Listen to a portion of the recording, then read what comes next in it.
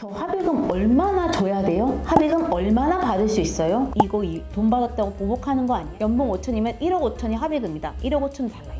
네, 저는 법무부 인권구속과 그리고 국선전담 변호사로 오래 활동을 하다가 지금은 형사 전문 변호사로서 활동을 하고 있는 금유나 변호사라고 하고 현재 소속은 법무법인 하이모 구성원 변호사입니다. 반갑습니다. 안녕하세요. 저는 법무법인 덕수에 있는 이메리 변호사라고 합니다. 일반 사건도 많이 하지만 한국예술인복지재단의 성폭력 피해자 지원 사업을 오랫동안 해오면서 피해자들의 소송을 직접 대리하기도 하고 공적 기금을 지원하는 사업을 심의하는 데 참여하기도 했습니다. 저 합의금 얼마나 줘야 돼요? 합의금 얼마나 받을 수 있어요? 그 질문 정말 많이 들으시죠? 네. 합의금은 말 그대로 합의금입니다.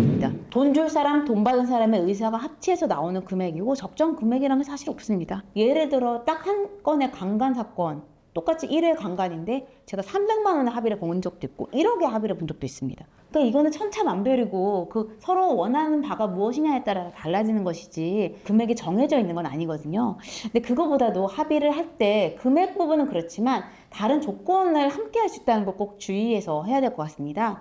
뭐 예를 들어 합의금 안에는 민사소송 못한다. 그 내용을 가해자 측은 꼭 넣고 싶어 하는데 피해자 측도 그 내용을 꼭 넣을지 넣으면 또 안 되는 부분이 있습니다.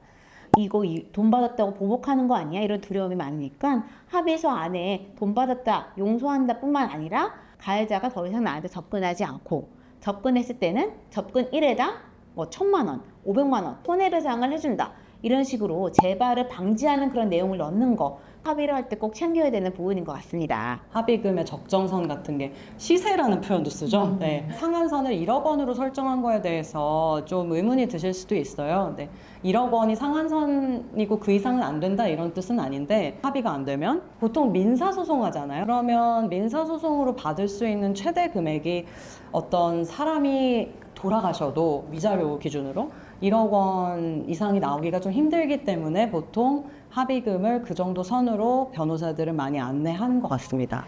실제로 제 의뢰인 얘기신데요. 이분은 이제 가해자로 오셨는데 상대방 즉 피해자 측 변호사 사무실에서 연락이 왔다. 그래서 연봉은 얼마냐고 물어보셨다고 하더라고요. 연봉 5천이다. 그러면 이 건은 징역 3년 나온 사건이기 때문에 연봉 5천이면 1억 5천이 합의금이다. 1억 5천 달라. 이런 얘기를 하셨다고 하더라고요. 그게 아마 자기가 이 피해로 인해서 일을 제대로 못하게 됐다거나 그런 특별한 사정이 있을 때 실제로 얻고 있는 소득 같은 것도 고려 기준이 되고요. 근데 합의금은 가장 중요하게 작용하는 건 역시 상대방의 변제 의사나 자력이라고 생각해요. 상대방이 어떤 의도로 합의 제안을 해오는지 어느 정도 실제 부담할 수 있는지를 잘 보셔야 되고 그리고 외상 합의라든지 분할 합의 같은 건 피하셔야 됩니다. 이 부분은 좀 더 설명해 주시죠. 내가 구속되면 너 돈을 못 갚지 않냐. 그러니 내가 구속 안 되게 일단 합의를 해줘라. 그리고 재판 끝난 다음에 다달이 갚겠다.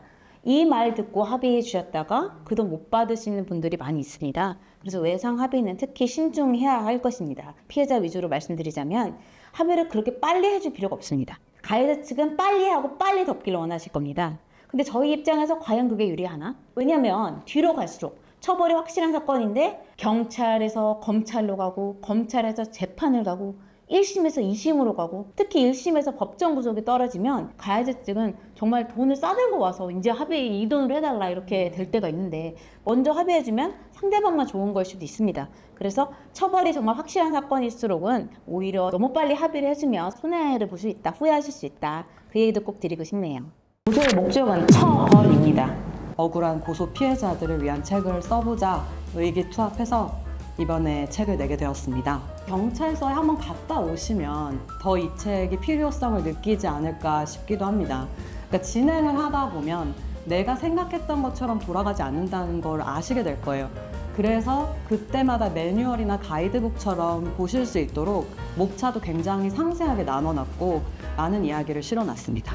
고소인들은 통상 그 과정이 잘 몰라서 경찰한테 그럼 그 다음은 뭐예요? 저 이제 어떻게 되는 거예요? 저 뭐 하면 돼요? 라고 물어보는데 사실은 그렇게 친절하게 말을 해주진 않거든요. 그리고 경찰관마다 하는 얘기도 다르고 저희가 그런 분들에게 답을 주고자 책을 쓰게 됐습니다. 그래서 이 책을 통해서 확실히 처벌할 수 있도록 이 책이 여러분 손안에 변호사가 될 거라고 저는 생각합니다.